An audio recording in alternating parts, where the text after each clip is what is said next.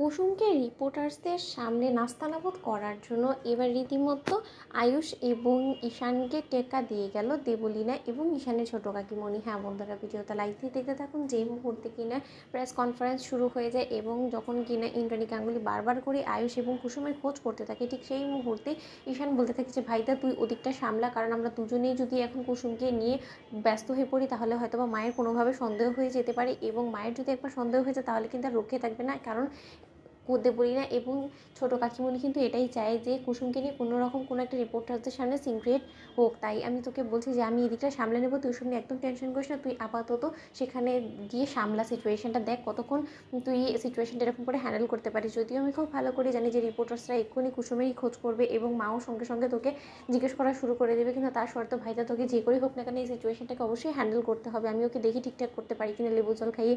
অবশেষে যখন কুসুম লেবুর জল খেয়ে রেস্ট করতে থাকে, ঠিক সেই মুহূর্তে কুসুমকে ব্র্যান্ড অ্যাম্বাসিডার হিসেবে ইন্দ্রাণী গাঙ্গুলির সঙ্গে না দেখতে পেয়ে রিপোর্টার্সদের মধ্যে যখন সমালোচনার ঝড় শুরু হয়ে যায়, ঠিক সেই মুহূর্তেই সেখানে ঈশানের ছোটো কাকিমণি এবং দেবলীনা এসে বলতে থাকে যে সিচুয়েশন তো এখানে জমে ক্ষীর হয়ে গিয়েছে, এবার আমি দেখব কি করে তুমি কুসুমের আসল সত্যটা না বলে থাকতে পারো। ইন্দ্রাণী আন্টির কাছ থেকে কোনো কিছুই তুমি হাজার চেষ্টা করে লুকোতে পারবে না আয়ুষ, কারণ ইন্দ্রাণী আন্টি ঠিকই কোনো না কোনোভাবে এই জিনিসটা বুঝতে পেরে যাবে যে কুসুম কিছু একটা তো অবশ্যই ঘটনা ঘটিয়েছে, যার ফলে কিনা তোমরা কোনোভাবে ওকে সামনে আনতে চাইছো না। তখন কি করবে?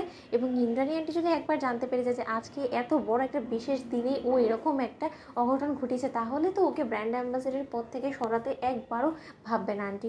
অন্যদিকে যখন ঈশান বলতে থাকে যে মেয়েটা এখন যখন এরকমই রেস্ট নিচ্ছে, আমি বরঞ্চ বাইরে দিয়ে দরজাটা লাগিয়ে আমি বরঞ্চ অনুষ্ঠানে যেয়ে দেখি যে কী সিচুয়েশন, কীভাবে ভাইটা একা হ্যান্ডেল করছে। অন্যদিকে ঈশানের এই সুযোগটাকে কাজে লাগিয়ে যখন ঈশানের ছোটো কাকিমণি এসে দরজা খুলে দেয় এবং কুসুমকে যখন উস্কে দেয় এবং বলতে থাকে যে কুসুম তুমি এখানে কী করছো বলো তো, ওখানে তো সকালে তোমার সম্পর্কে যোগ জিজ্ঞেস করা শুরু করে দিয়েছে, তোমাকে কোথাও না পেয়ে তো ওরা রীতিমতো আয়ুষ এবং ঈশানকে বকাঝকা করা শুরু করে দিয়েছে, এবং তোমার দেবী মা যাকে কিনা তুমি এত মানো তার লজ্জায় মাথা হেট হয়ে যাচ্ছে। তার থেকে বরঞ্চ তুমি যত শীঘ্রই সম্ভব চলো আমার সঙ্গে অনুষ্ঠানে চলো, তোমাকে সকালে খোঁজ করছি বলে কথা, তুমি ব্র্যান্ড অ্যাম্বাসেডার না, তোমাকে কি এখানে মানায়? ঠিক সেই মুহূর্তে কুসুম বলতে থাকছে একদম ঠিক কথা বলেছে তো ছোটো ম্যাডাম, আমি এখানে কেন থাকবো? আমার জায়গা তো প্রেস মিডিয়ার সামনে, আমি এখানে কেন লুকিয়ে থাকবো বলো তো? আমি কি কোনো দোষ করেছি নাকি? ঠিক সেই মুহূর্তে সেখানে ছোটো কাকিমণি বলতে থাকে যে এটাই তো চেয়েছিলাম কুসুম, তুমি নিজেই নিজেকে ফাঁসানোর জন্য মিডিয়ার কাছে যাবে এবং তারপরে যে কাল কেচ্ছা কেলেঙ্কারিগুলো হবে তোমাকে নিয়ে, আর দিদি তো তোমাকে দেখে রীতিমতো রেগে লাল হয়ে যাবে যখন কিনা তুমি মিডিয়ার সামনে বেসামাল হয়ে পড়বে এবং চিৎকার চেঁচামেচি করে দিদিকে সকলের সামনে অপমান অপদস্থ করার চেষ্টা করবে।